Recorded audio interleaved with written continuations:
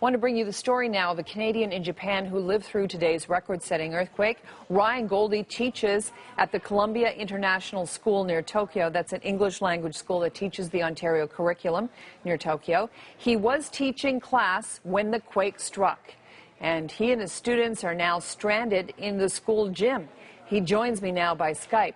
Ryan, describe the moment when the earthquake hit your school. Yeah, it was, it started off very gently, and the students pointed out that there was an earthquake. I didn't feel it because I was standing. They were sitting and they could feel it. And then the intensity started to rise. The kids started to laugh a bit. Oh, here's an earthquake. This is, a distraction from what we were doing. They're quite frequent. So I stood in the doorway to check in the hallway to see if there were other students, reacting to this. And then soon after that, the principal came on the PA and made an announcement and told everybody to get under their desks. The kids and I all got under the desks, and the students were actually kind of laughing about this and thinking, this is, fun. We're all under the desk. Look at us. And then the intensity really started to pick up, and it became quite violent. I could see in the faces of my students, they were no longer thinking this was, a funny thing. They were genuinely frightened. And I also became quite frightened, grabbing the desk tightly. And, the thought actually crossed my mind that the building itself could actually collapse.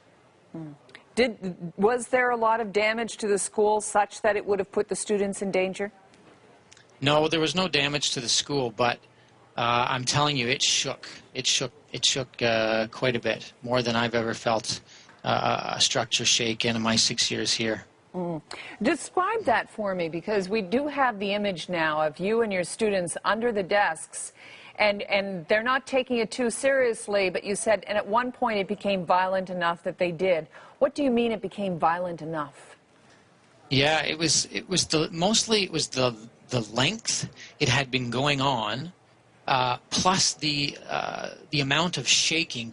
Things weren't falling off of the shelves per se, but it was a level of shaking that most people here are comfortable with, I would say, only for a very short amount of time, if that. We just haven't felt that kind of a shake in the Tokyo region for a long time, and people here have been expecting a big one. So in the back of everyone's mind, we were thinking this was the big one, and I can't really say that things were falling off shelves, and I can't describe it that way, but I can say that it was something that we knew was serious. All right. You and your students are now stranded at the school in the gymnasium. It's 4:15 on Saturday morning. Why can't you leave? We can't leave at this moment because the train service is not available. Most of the students travel by train to this particular location, and whenever there's an earthquake of any size that's palpable, engineers will check the tracks and they'll shut down everything.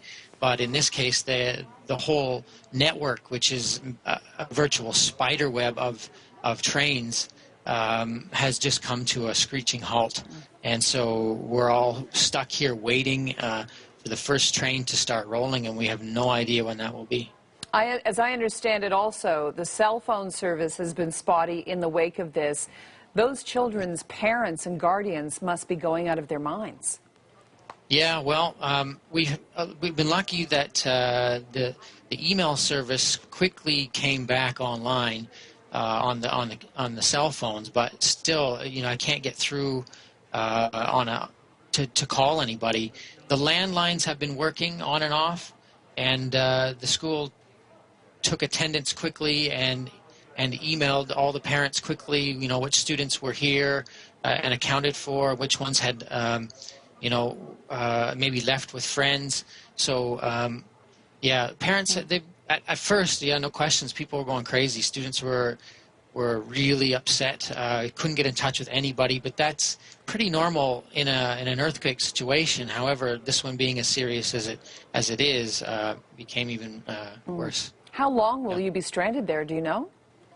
Well, we've scheduled supervision, hourly supervision amongst all the staff until at least 1 p.m. today. And as you said, it's 4:15 in the morning, so we really have no idea. How much of a toll has this taken on you? Well, you know, it's one of those things. It's just sinking in as it goes along. You know, I'm from near London, Ontario, and this kind of thing is just, you know, I have no experience with this kind of thing. And so you see it on TV, you read about it, but you never actually experience being the one in that gymnasium you see on television. And so it's all kind of sinking in. Perhaps, you know, I'll have to reevaluate whether or not I'm going to stay here. Really? It's had that much of an effect? Well, I mean, I've been here 6 years, like I said, and been through many earthquakes, many large ones. And it's, you know, you can get through the initial quake if, you know, you're not close to the epicenter and you're not close to the actual damage psychologically. But the aftershocks really get to you after, you know, you experience 2, maybe 3, 4 a day for a month straight. It really takes its toll on you. And, you know, I'll be looking forward to getting home for the summer vacation in June or in July. All right, well, we'll leave it there. Ryan Goldie, a Canadian teacher in Japan, originally from London, Ontario. Thank you for describing what happened, and I wish you the best of luck. Thank you.